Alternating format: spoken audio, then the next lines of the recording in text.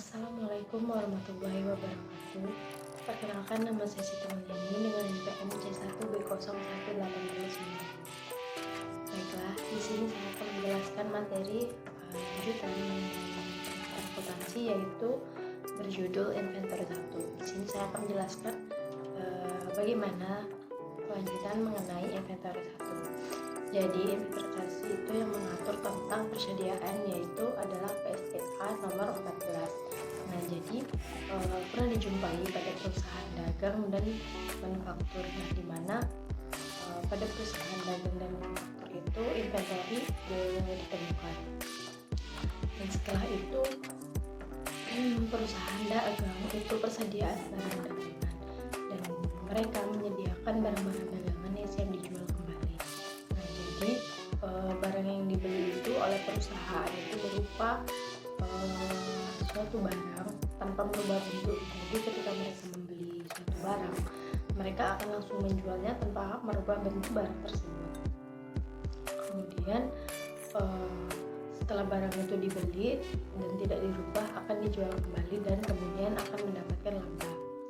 Selanjutnya yaitu persediaan pada perusahaan manufaktur. Nah, perusahaan manufaktur ini di mana dagangan itu berupa bahan baku.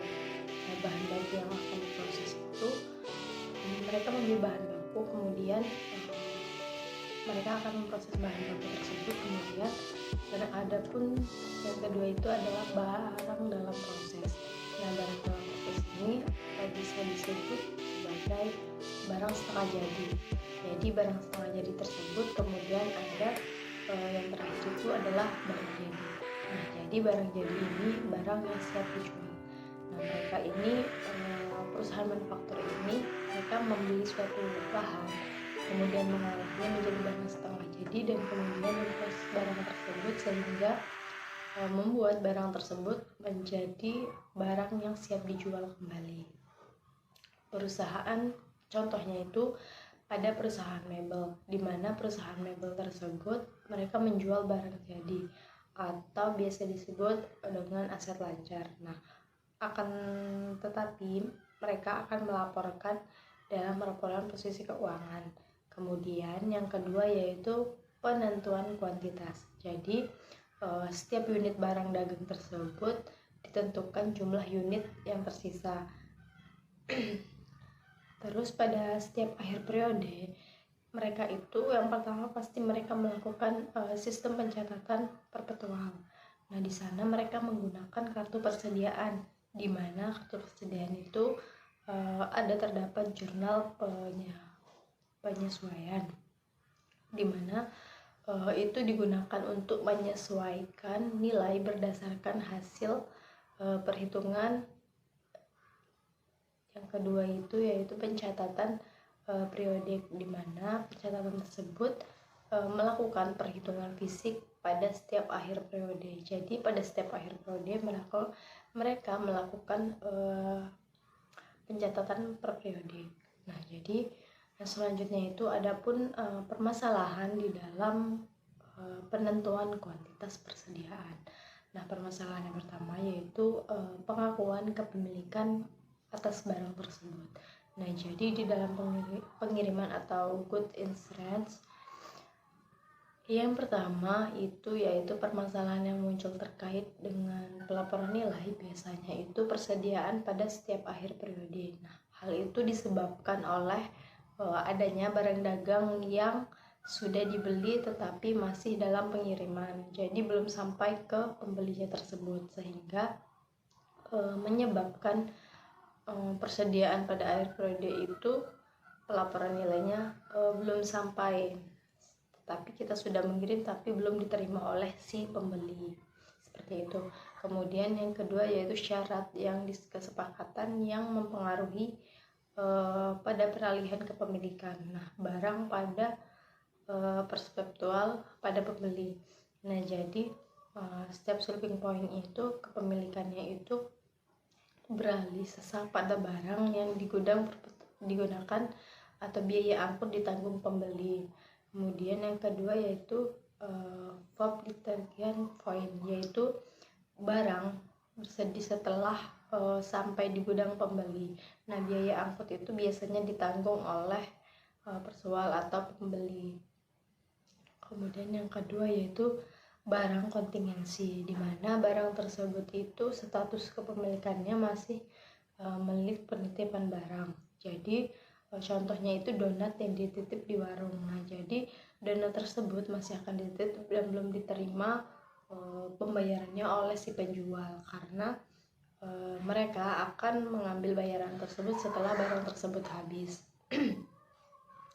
Kemudian ada pun manfaat dari bahan titipan, di mana bahan tersebut biasanya resikonya itu tidak ditanggung oleh kita, melainkan yang menanggung itu adalah si penitip sendiri. Jadi ketika kita menitip suatu barang atau ada orang yang menitipkan barang dengan kita itu tidak menanggung barang titipan yang dititipkan oleh si penitip tersebut. Kemudian mendapatkan untung dari selisih harga. Nah, ketika ada seseorang yang menitip barang dengan kita untuk kita jualkan, sehingga kita bisa mengambil keuntungan dari barang titipan tersebut dengan melakukan perselisihan harga tersebut. Kemudian yang selanjutnya yaitu barang titipan itu tidak boleh dihitung sebagai persediaan barang dagangan milik warung. Nah, jadi barang yang dititipkan oleh orang lain kepada kita untuk kita jualkan itu tidak termasuk ke dalam barang persediaan dagangan, karena itu barang milik orang lain. Nah, manfaat dari penitip barang tersebut, yang pertama itu mereka tidak memerlukan atau tidak membutuhkan tempat untuk mereka berjualan, karena mereka hanya menitipkan barang dagangan mereka kepada warung orang lain, seperti itu. Kemudian yaitu memperluas pasar. Nah, dengan itu orang-orang akan bisa menitipkan barang tersebut kemana saja, ke warung mana saja, berbagai warung, sehingga barang tersebut akan banyak dikenal dengan orang lain tanpa harus menyewa tempat, seperti itu. Kemudian yaitu barang konsinyari atau bukan aset dari yang menyesuaikan. Yang terakhir itu ada metode penilaian persediaan. Nah, di mana cara menentukan itu ada beberapa nilai persediaan barang dagangan akhir pada setiap akhir periode, di mana barang dagangan akhir periode itu di mana periode yang akan disesuaikan sebagai nilai persediaan pada laporan keuangan, di mana satuan mata uangnya itu adalah US dollar. Kemudian ada metode harga perolehan, di mana semua biaya yang dikeluarkan itu untuk memperoleh barang dagangan lagi yang siap dijual. Kemudian ada permasalahan yang muncul ketika di dalam satu periode persataan, yaitu perolehan di dalam barang dagangan yang berbeda-beda. Kemudian menentukan nilai persediaan. Nah, dalam menentukan nilai persediaan ini langkah yang pertama yaitu kita perlu melakukan identifikasi khusus. Nah, identifikasi khusus tersebut bisa kita lakukan yaitu untuk menilai jenis barang yang memiliki kode unik. Contohnya itu adalah mobil, motor, seperti itu. Kemudian yang kedua yaitu asumsi atau harga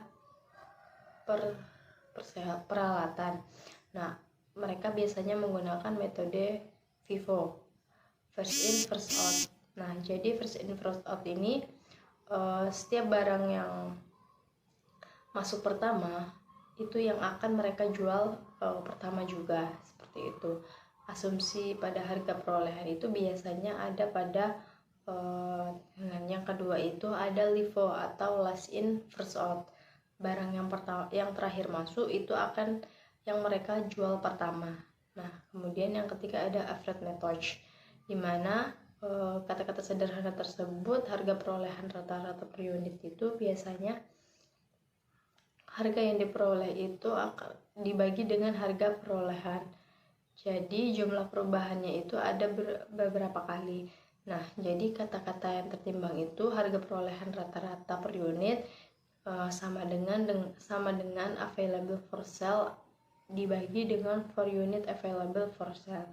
Nah, jadi selanjutnya itu ada penerapan dalam sistem periodik, di mana dari keempat asumsi tersebut ada satu cara pertama yang sama untuk menentukan mana available for sale-nya.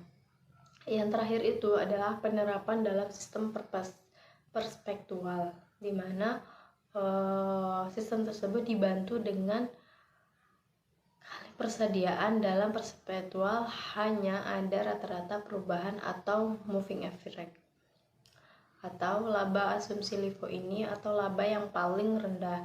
Yang kedua, FIFO laba yang paling tinggi. Yang ketiga itu rata-ratanya ada di tengah. Baiklah, mungkin hanya itu yang bisa saya sampaikan. Semoga materi yang saya sampaikan bisa diterima oleh teman-teman dan bisa dipahami oleh kita semua. Mungkin hanya itu. Saya akhiri. Wabillahi taufiq wal hidayah. Wassalamualaikum warahmatullahi wabarakatuh.